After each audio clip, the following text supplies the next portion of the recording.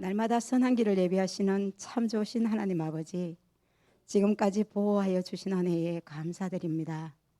성령 강림 주일 CTS 방송을 통하여 하나님께 영광 돌리게 하시니 또한 감사와 영광을 올려드립니다.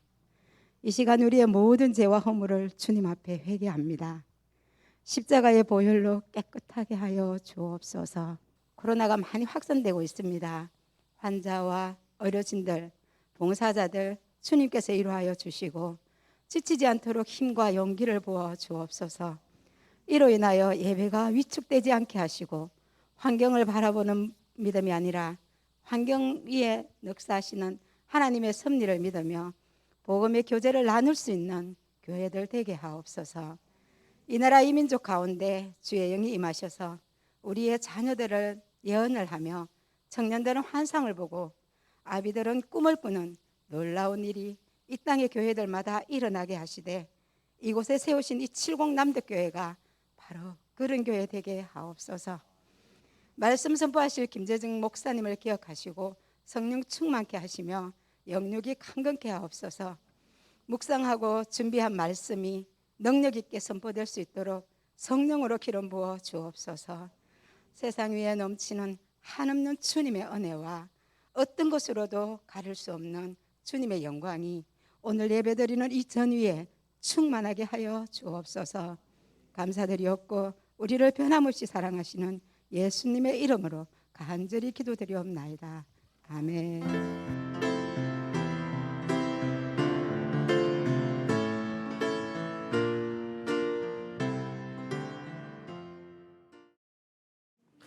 오늘 말씀의 제목은 퇴근 후 가정에서 해야 할 일들이란 제목으로 말씀을 전하도록 하겠습니다. 사랑하는 성도 여러분, 여러분들은 몇 시에 출근해서 몇 시에 퇴근하십니까? 보통 오전 7시, 8시쯤에 출근하고 또 저녁 한 7시 전으로 퇴근을 합니다. 근데 우리가 살고 있는 이 지역은 교대 근무가 많은 관계로 출퇴근 시간이 조금 더 복잡합니다. 그런데 우리가 퇴근 후 가정에서 해야 할 일들 중에서 가장 중요한 일이 무엇일까요? 그것은 우리 자녀들을 믿음 안에서 잘 키우는 것인 줄 믿습니다. 그래서 오늘은 우리 자녀들을 하나님께서 기뻐하시는 귀한 자녀로 또 믿음의 사람으로 키우기 위해 우리가 어떻게 해야 하는지 말씀을 통해 살펴보며 은혜를 나누고자 합니다. 오늘 본문은 솔로몬 왕이 부모님을 생각하며 부모님으로 받던 그 추억을 아들에게 이야기하고 있습니다. 3절 4절을 보면 나도 내 아버지에게 아들이었으며 내 어머니 보기에 유약한 외아들이었노라. 아버지가 내게 가르쳐 이르기를 내 말을 내 마음에 두라. 내 명령을 지키라. 그리하면 살리라. 아멘. 솔로몬을 훈계한 아버지는 누구일까요? 그분은 바로 우리가 잘 아는 다윗입니다. 다윗은 사랑하는 아들에게 평생에 걸친 깨우침을 하나하나 알려주었습니다. 그리고 나서 나의 이 말을 너의 마음에 새기라. 솔로몬은 아버지에게 받은 또 배운 것을 잠언 말씀을 통해 아들에게 전수하고 있습니다. 오늘 우리의 희망이 무엇입니까? 나의 자녀들이 솔로몬처럼 지혜로운 사람, 하나님의 나라를 위해 귀하게 쓰임받는 사람, 사회에 꼭 필요한 사람이 되는 것이 우리의 희망이지 않습니까? 이러한 사람으로 성장할 수 있도록 무엇을 보여주고 무엇을 가르쳐야 할까요? 다윗 역시 자녀 교육에 관심이 많았습니다. 다윗의 가정사를 보면 그렇게 좋지 않은 일도 많았습니다. 그러나 결국 솔로몬이라고 하는 훌륭한 아들을 성장케 했습니다. 우리 역시 다윗의 양육 방법을 살펴보면서 오늘 우리들의 자녀들에게 무엇을 보여주고 무엇을 가르쳐야 할까 알아가며 은혜를 나누는 시간이 되기를 소망합니다. 다윗은 삶을 통해 자녀들에게 가르친 것은 첫 번째로 진정한 사랑입니다. 우리는 보통 사랑이라고 하면 어떤 상대를 애틋하게 그리워하고 또 열렬히 좋아하는 마음을 말합니다. 그래서 남녀 간에 불타는 사랑 또한 그리움으로 생각하곤 합니다. 남녀 간의 사랑에는 유통기한이 있다고 합니다. 그 유통기한은 보통 3년이라고 합니다. 그런데 이러한 유통기한이 지나도 시간이 지나도 변하지 않는 사랑은 어떤 사랑일까요? 그것은 상대방을 책임지겠다 하는 책임감과 상대에 대한 감사입니다. 사무엘상 22장 1절 2절을 보면 그러므로 다윗이 그곳을 떠나 아두람 굴로 도망하며 그의 형제와 아버지의 온 집이 듣고 그리로 내려가서 그에게 이르렀고 환난당한 모든 자와 빚진 모든 자와 마음이 원통한 자가 다 그에게로 모였고 그는 그들의 우두머리가 되었는데 그와 함께 한 자가 400명 가량이었더라. 아멘. 다윗은 10대 후반에 골리앗을 죽이고 이스라엘 나라의 영웅으로 떠올랐습니다. 나라의 가장 유명하고 가장 인기 있는 사람이 되어서 부귀 영화를 누렸습니다. 그런데 그 영화를 누린 시기가 너무나 짧았다라는 것입니다. 이내 사울 왕의 미움을 받아서 도망자의 삶을 살게 됩니다. 10대 후반부터 20대까지 정말 인생의 아름다운 꽃이라고 하는 그 시기를 도망자의 삶을 살았습니다. 자신의 한 몸조차 의지할 곳이 없었습니다. 도망자의 삶 가운데 가장 중요한 것이 무엇입니까? 이동성입니다. 얼마나 빨리 도망갈 수 있느냐. 그런데 다윗이 숨어있는 이 아둘람 굴에 늙으신 아버지 또 어머니 형제들이 찾아왔습니다. 또한 사울에게 핍박을 받아 환난당하고 마음이 상한 자 400여 명이 찾아왔습니다. 20대 청년이 감당하기에는 너무나 벅찬 짐 같은 사람들이었습니다. 도망 다니고 있던 다윗, 쫓기고 있던 다윗의 입장에서는 당연히 그들을 물리쳐야만 했습니다. 말을 타고 쫓아오는 이 사울의 병사들과 싸우기 위해서는 젊고 힘이 있는 사람들이라고 하면 도움이 되지만 나이가 많고 연약하고 또 나이가 어린 아이들은 도망치는데 오히려 방해가 되기 때문입니다. 다윗은 당연히 외면해야 합니다. 그러나 다윗은 그들을 외면하지 않았습니다. 그들을 모두 품어주었습니다. 사망의 음침한 골짜기로 다닐지라도 언제나 품어주시고 지켜주시고 보호해주시는 그 하나님의 사랑으로 그들을 품어주었던 것입니다. 사랑이란 말이 세상에 넘쳐나고 있습니다. 세상에서 가장 흔하기도 흔한 말이 사랑이고 또 가장 경험하기도 어려운 일이 사랑입니다. 그리고 세상에서 가장 깨어지기 쉬운 약속도 사랑의 약속입니다. 하지만 예수님은 세상에 있는 자기 사람들을 사랑하시되 끝까지 사랑하셨습니다. 3년 동안 자신을 따라다닌 제자들이 곧 자신을 버리고 배신할 것을 알았습니다. 예수님의 그 가슴에 대못을 박는 그러한 상황이 연출되었습니다. 그러나 예수님은 제자들을 버리지 않았습니다. 그들을 향한 사랑을 멈추지 않았습니다.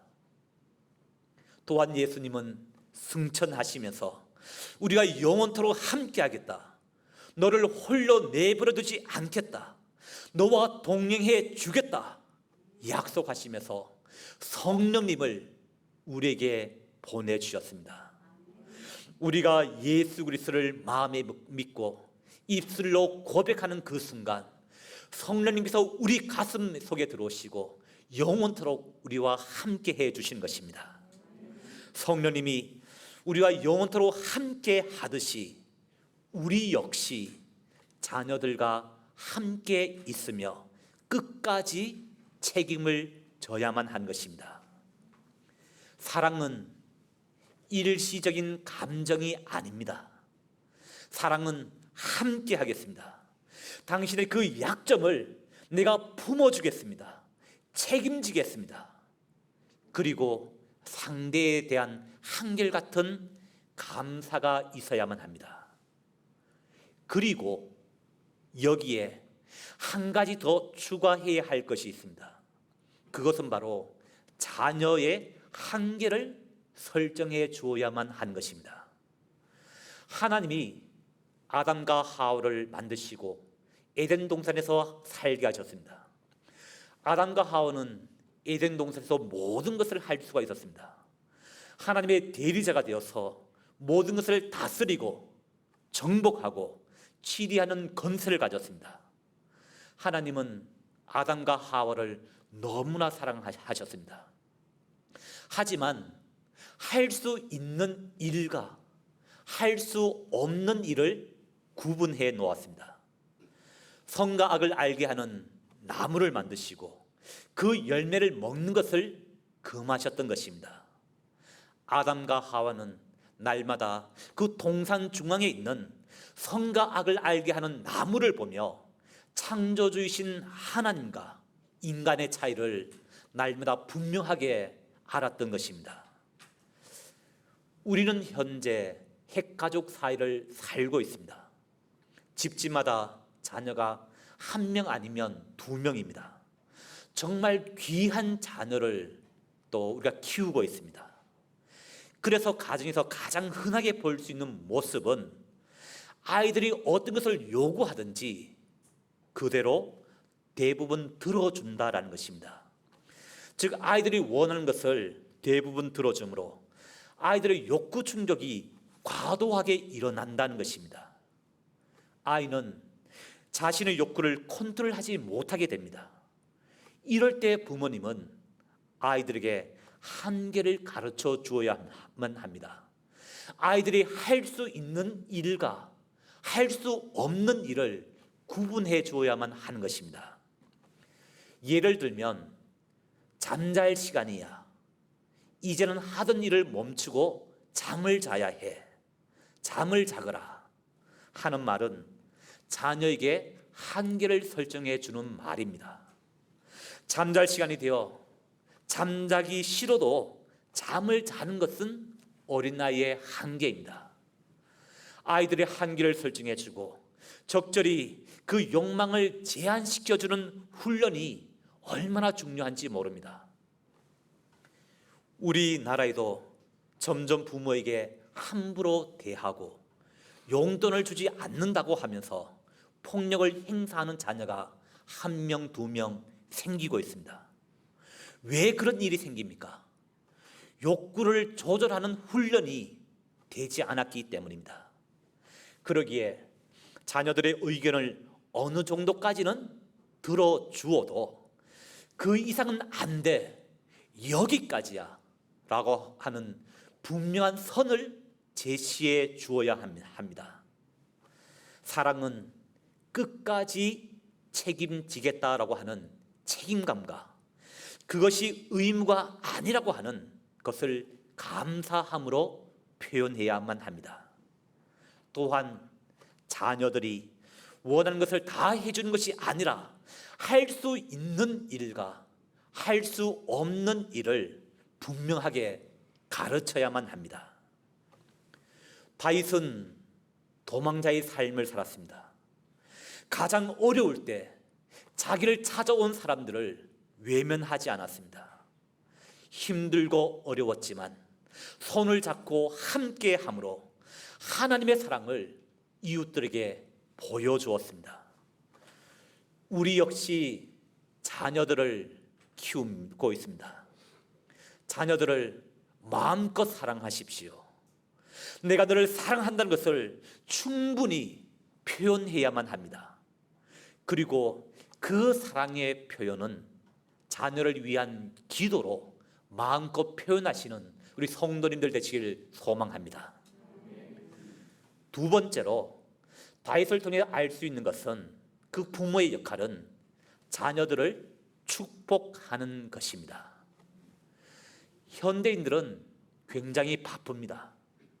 특별히 회사에서 일을 하시는 분들, 개인 사업을 하시는 분들은 노동 강도가 셉니다. 그래서 직장에서 지친 모습, 기진맥진한 모습으로 퇴근할 때가 많습니다. 우리는 매일 저녁 집으로 돌아갑니다. 그런데 하나님을 믿지 않는 사람들의 퇴근과 하나님을 믿는 사람들의 퇴근이 어떻게 다릅니까? 분명히 달라야 하지 않겠습니까? 사랑하는 성도님들은 잠을 자러 집으로 가십니까? 밥 먹으러 집에 가십니까? 아니면 쉬기 위해 집으로 가십니까? 성경은 다윗을 통해서 오늘 우리가 어떤 자세로 퇴근해야 하는지 알려주고 있습니다. 사무엘하 6장 말씀을 보면 하나님의 법궤가 오벳 에돔의 집에 있다가 예루살렘 성으로 옮겨오는 장면이 나옵니다. 이날 다윗은 하루 종일 축제의 현장에 있었습니다. 사무엘하 6장 13절 14절을 보면 여호와의 궤를 맨 사람들이 6걸음을 가매 다윗이 소와 살찐 송아지로 제사를 드리고 다윗이 여호와 앞에서 힘을 다하여 춤을 추는데 그때에 다윗이 배 에봇을 입었더라. 아멘. 하루 종일 다윗은 제사를 드리고 힘을 다하여 춤을 추었습니다. 얼마나 피곤했겠습니까? 모든 일을 마쳤을 때 피곤했을 것입니다. 이제는 쉬고 싶었을 것입니다.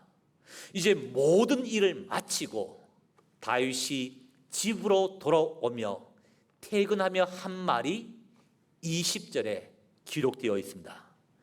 20절 말씀을 보면 다윗이 자기의 가족에게 무엇하러 돌아오매? 축복하러 돌아오매. 다윗이 하루 일과를 다 마치고 집으로 돌아오는 이유가 무엇입니까? 자신의 가족에게 축복을 하기 위해서 집으로 돌아왔다라는 것입니다. 모든 사람은 저녁이 되면 피곤합니다. 쉬고 싶은 마음도 있습니다. 배가 고파 빨리 식사를 하고 싶어 합니다. 빨리 가서 잠을 자고 싶기도 합니다. 그런데 다윗은 쉬기 위해서가 아니라 밥 먹기 위해서가 아니라 잠을 자기 위해서가 아니라 가족에게 축복을 하기 위해서 집으로 간다라고 말했습니다. 제가 아는 어떤 분은 퇴근을 하면서 날마다 이런 기도를 드린다고 합니다. 하나님, 퇴근 후에도 집에 돌아가서 아이들과 놀아줄 수 있는 힘을 주시옵소서. 회사의 일이 너무 힘들어 손가락 하나 움직일 힘이 없습니다. 집에 가서 잠만 자지 말고 아이들과 놀아줄 수 있는 새로운 힘을 주시옵소서. 저는 이것이 아버지의 삶이고 어머니의 삶이라고 생각합니다. 부모는 가족과 시간을 보내고 놀아주고 축복해야 할 사명이 있습니다. 아내를 축복하십시오. 남편을 축복하십시오. 자녀들을 축복하십시오. 성경에 보면 하나님의 복이 언제 사람에게 임했느냐? 이삭이 아들 야곱을 축복할 때 하나님의 복이 그 아들에게 임했습니다. 야곱은 12명의 아들을 모아놓고 한 명 한 명 축복해 주었습니다. 축복하는 아버지에게 축복하는 아들이 있습니다. 아브라함은 이삭을 축복했고, 이삭은 야곱을 축복했고, 야곱은 그의 12아들을 축복했습니다. 축복을 받은 사람만이 축복의 사람이 되어 축복을 해줄 수 있는 것입니다. 세상에 아무리 약한 사람이라 할지라도 축복할 힘이 없는 사람은 한 명도 없습니다. 아무리 지친 사람이라 할지라도 축복할 힘이 남아있지 않은 사람은 없습니다. 그래서 우리는 가족을 축복하고 세상을 축복해야만 하는 것입니다. 이것이 성도의 존재 이유이고, 성도의 사명이고, 부모의 존재 이유인 것입니다. 그럼 왜 부모님이 자녀를 축복하는 것이 중요할까요? 그것은 가정에서 축복을 받고 자란 아이와 축복 없이 자란 아이는 엄청난 차이가 있기 때문입니다. 야곱의 생애와 에서의 생애를 보면 극명한 차이가 있습니다. 축복을 받고 자란 야곱은 축복의 사람이 됨으로 말미암아 믿음의 계보를 이어갔습니다. 그의 자녀들은 하나님의 백성이 되었습니다. 그러나 에서의 후손은 에돔 족속이 되어 이스라엘 민족과 반목하며 하나님의 역사를 방해하는 방해꾼이 되었습니다. 축복을 받고 자란 아이는 축복의 사람이 되어 하나님의 백성이 되었고, 축복을 받지 못하고 자란 아이는 하나님을 방해하는 민족이 되었던 것입니다. 사랑하는 성도 여러분, 여러분들이 자녀들을 축복함으로 하나님의 귀한 백성으로 만들어 가시는 우리 성도님들 되시길 축복합니다. 다윗은 바쁜 일과를 보내었습니다. 이제 모든 일을 마치고 집으로 돌아갑니다. 그가 집으로 돌아가는 이유는 쉬기 위해서가 아닙니다. 밥을 먹기 위해서도 아닙니다. 아내를 축복하고 자녀를 축복하기 위해 퇴근을 했던 것입니다. 오늘 우리 역시 회사에 출근을 하고 퇴근을 합니다. 하루 종일 일을 하고 난 다음 지친 몸을 이끌고 집으로 돌아갑니다. 집으로 돌아오는 목적은 지친 몸을 쉬기 위해서, 밥을 먹기 위해서 퇴근하는 것이 아닙니다. 아내와 남편을 축복하고 자녀를 축복하기 위해서 퇴근을 해야만 하는 것입니다. 축복을 받으며 자란 아이는 다른 사람을 축복해 줄 수 있습니다. 믿음의 계보는 이러한 축복을 통해 이어지는 것입니다. 오늘 본문 말씀에서 솔로몬은 아버지를 그리워하며 아버지가 자신에게 해준 가르침을 자녀들에게 전해주고 있습니다. 저도 아이들을 키우면서 교육이란 무엇일까 고민을 합니다. 저는 교육이란 좋은 추억을 만들어주는 것이다 생각을 합니다. 교회에 대한 좋은 추억이 있는 사람은 교회를 사랑합니다. 학교에 대한 좋은 추억이 있는 사람은 학교에 간 것을 좋아합니다. 친구에 대한 좋은 추억이 있는 사람은 친구와의 우정이 깊어집니다. 부모님에 대한 좋은 추억이 있는 사람은 부모님을 공경합니다. 사랑하는 성도 여러분, 여러분들은 부모님에 대해 어떤 추억이 있습니까? 또한 사랑하는 자녀들에게 어떤 추억을 만들어주고 있습니까? 오늘 다윗은 자녀들을 어떻게 사랑해야 하는지 우리에게 알려주었습니다. 자녀들을 마음껏 사랑하십시오. 언제 어디에서든 어떤 상황 가운데 있다 할지라도 내가 너의 뒤에 있고 하나님이 너를 책임지신다, 하나님이 너를 책임지신다는 사실을 자녀들에게 알려주십시오. 또한 자녀들을 마음껏 축복하십시오. 축복을 받고 자란 아이가 축복의 사람이 됩니다. 하나님의 백성이 됩니다. 진정한 사랑과 축복의 사람이 되어 가족과 이웃과 민족과 열방을 하나님의 이름으로 축복하며 축복을 나누어 주는 자녀들로 키우시는 성도님들이 되시길 주님의 이름으로 축원합니다.